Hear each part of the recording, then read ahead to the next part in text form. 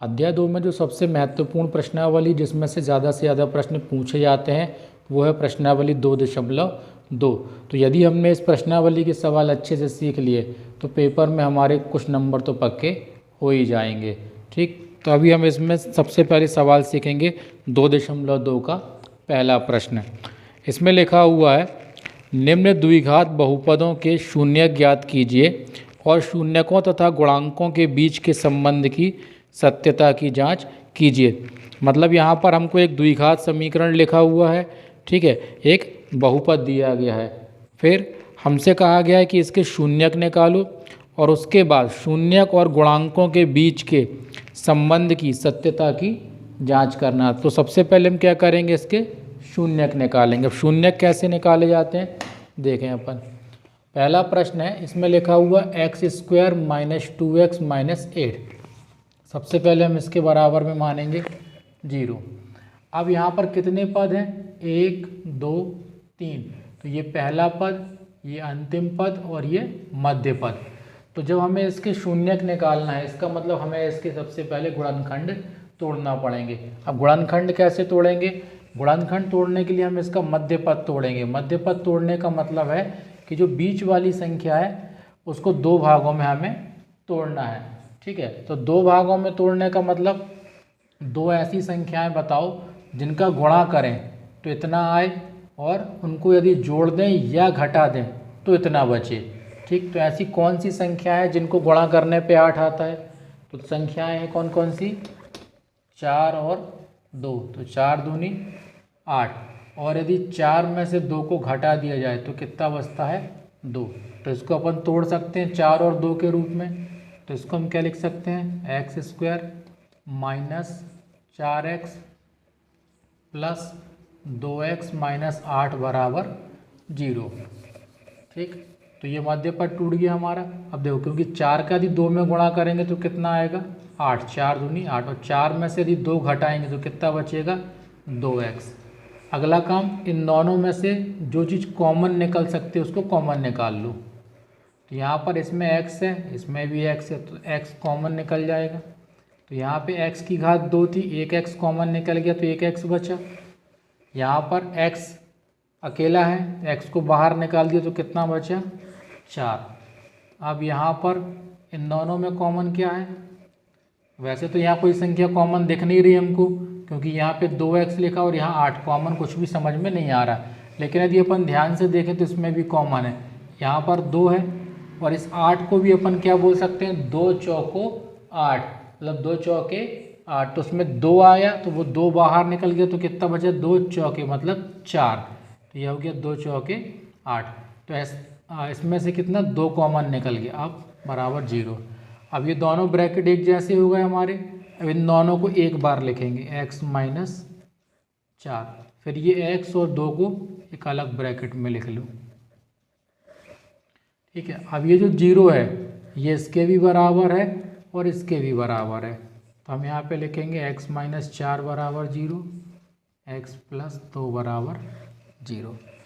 अब क्या करेंगे, ये -4 है, पक्षांतर करेंगे तो +4 हो गया। ये +2 है, पक्षांतर करेंगे तो -2 हो जाएगा। तो ये जो x के 2 मान निकले, x बराबर 4 और x बराबर -2, यही दोनों मान जो है ये हमारे शून्यक हैं। मतलब ये जो बहुपद दिया गया था इसके हमसे 2 शून्यक निकालने बोला गया था, तो ये 4 और -2 क्या है, इसके शून्यक हैं। तब इसको लिखेंगे कैसे, शून्यक। ठीक, तो शून्यकों को हम बोलते हैं अल्फ़ा और बीटा। तो मान लो शून्यक अल्फ़ा बराबर कौन सा निकला, 4, और बीटा बराबर -2। तो ये 2 शून्यक निकल आए यहाँ पर। अब इसके बाद अपन को निकालना है गुणांक। तो गुणांक कहाँ से निकालेंगे, ये जो सवाल दिया गया हमें, इसी सवाल में से हम गुणांक निकालेंगे। गुणांक 3 है, एक a का मान होता है, एक b होता है और एक c। तो a का मान कौन सा कहलाता है, जो x² के साथ, तो x² के साथ यहाँ कोई संख्या नहीं है, ठीक है ना। जैसे x के साथ 2 है तो यहाँ पर कोई संख्या है क्या, नहीं। जब कोई संख्या नहीं मतलब 1 है, तो a का मान हो गया 1। फिर b, x के साथ जो संख्या रहेगी वो b का गुणांक कहलाएगी, वो x का गुणांक है और वो b का मान कहलाएगा। तो यहाँ पे कितना आ गया -2 और c मतलब -8। तो ये 3 गुणांक निकल आए। अब हमें करना क्या है, गुणांकों और शून्यकों के बीच संबंध के सत्यता की जांच करनी है। तो उसके लिए हमारे पास 2 सूत्र हैं। सबसे पहले अपन लगाएंगे शून्यकों का योगफल।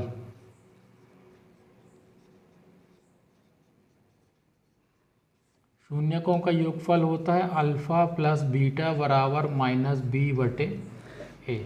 अल्फ़ा का मान कितना है 4, बीटा, तो बीटा का मान कितना -2, क्योंकि ये माइनस में इसलिए इसको ब्रैकेट में लिखेंगे। फिर माइनस, तो माइनस लगाया, बी का मान कितना माइनस, ये भी माइनस वाला है तो उसको ब्रैकेट में रखेंगे। और ए का मान है 1। अब ब्रैकेट खोलो तो ये प्लस माइनस माइनस हो गए, ये दोनों माइनस माइनस मिलके प्लस हो गए। ठीक, बटे में 1 का कोई मतलब नहीं, इसको हम छोड़ सकते हैं। 4 में से 2 गए 2 और यहाँ पर भी 2, तो ये दोनों मान 1 से आ गए। ठीक है ना। इसका मतलब क्या हुआ कि शून्यकों का योगफल जो है वो गुणांकों के अनुपात के बराबर है। अब दूसरी चीज़,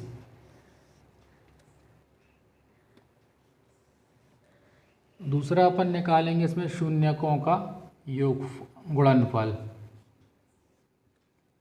शून्यकों का गुणनफल ये होता है अल्फ़ा गुणित बीटा बराबर c/a। तो अल्फ़ा का मान कितना है यहाँ पे 4, बीटा का मान -2, c का मान -8 और a का मान 1।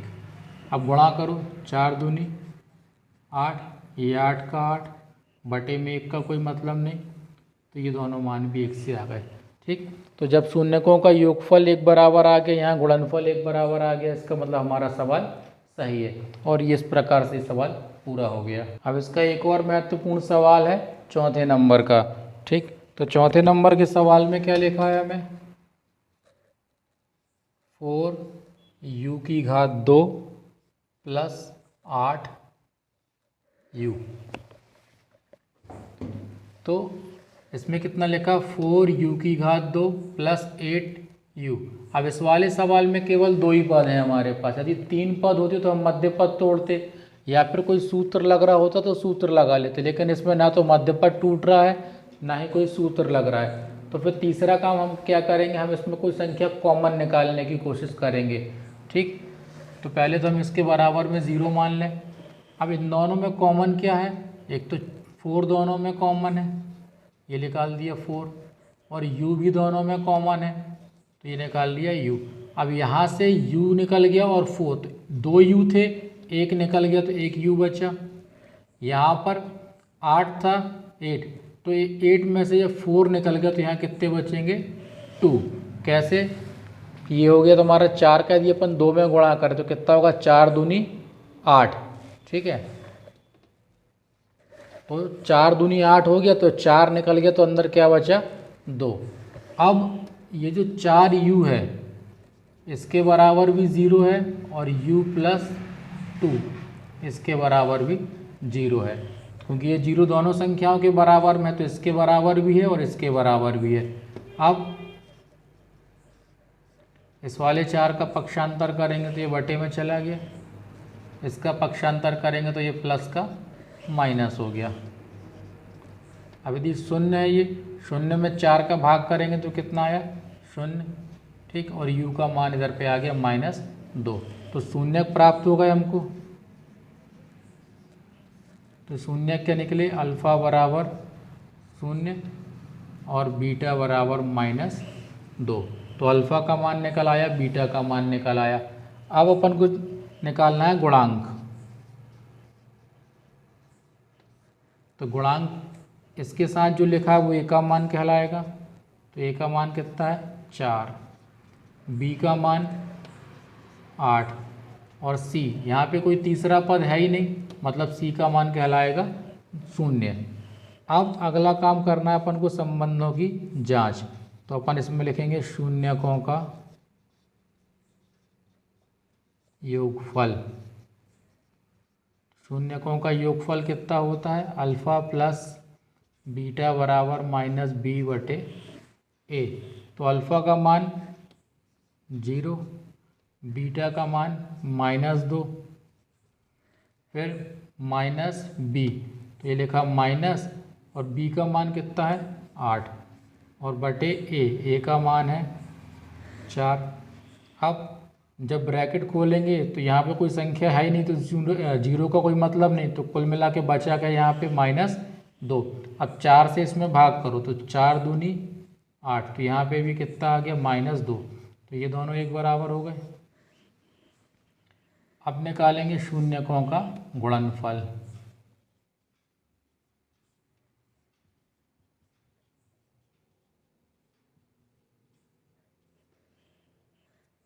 तो शून्यकों का गुणनफल कितना होता है? अल्फ़ा गुणित बीटा बराबर सी बटे ए। अल्फ़ा का मान कितना है 4, बीटा का मान है अल्फ़ा का मान है 0,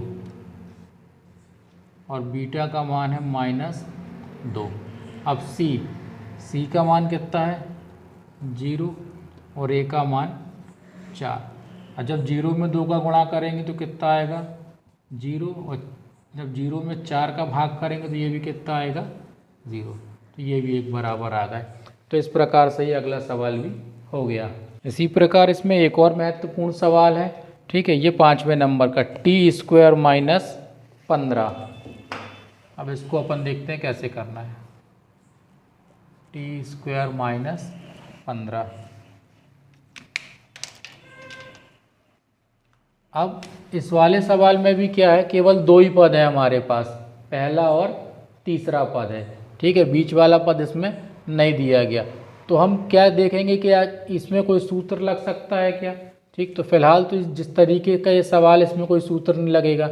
दूसरी बात, इसमें 3 पद नहीं है, इसलिए मध्य पद भी नहीं टूटेगा इसमें, और ना ही इसमें कोई संख्या कॉमन है कि हम उसको कॉमन निकाल लें।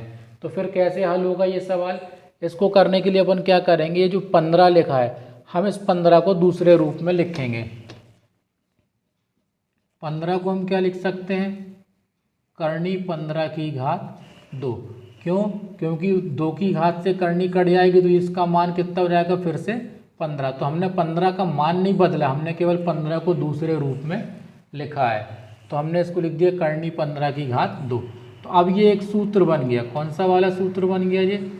a की घात 2 माइनस b की घात 2 बराबर a minus B A plus B.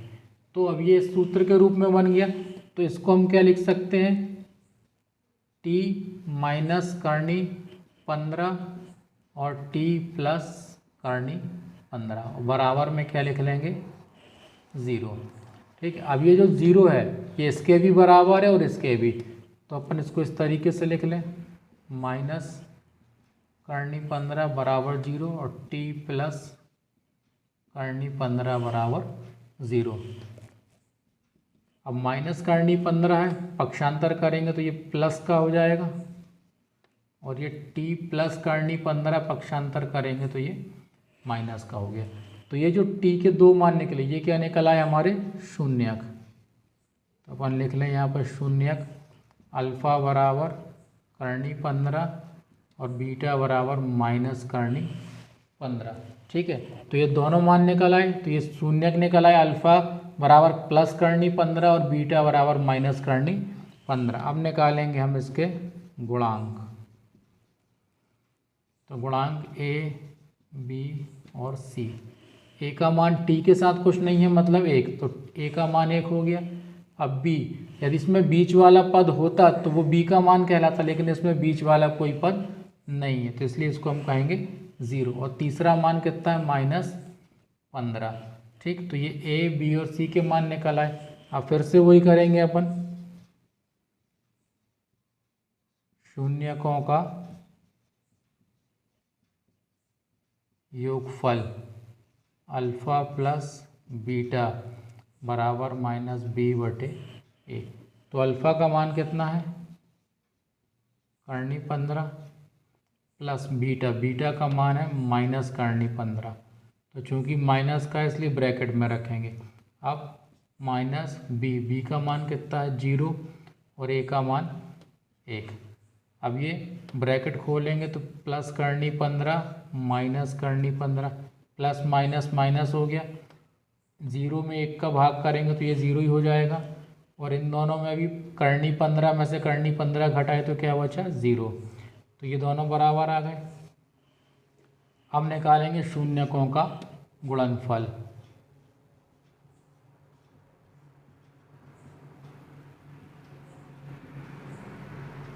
ये अल्फ़ा गुणित बीटा बराबर सी बटे ए। तो अल्फ़ा का मान कितना है इसमें करनी 15, बीटा का मान माइनस करनी 15, फिर सी का मान है -15 और ए का मान है 1।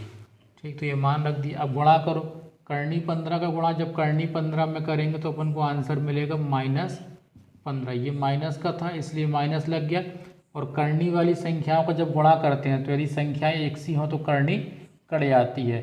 और यहाँ पे आ गया -15 बटे में 1 का कोई महत्व नहीं इसलिए उसको हम छोड़ देंगे। ठीक, तो ये दोनों मान भी आपस में बराबर आ गए।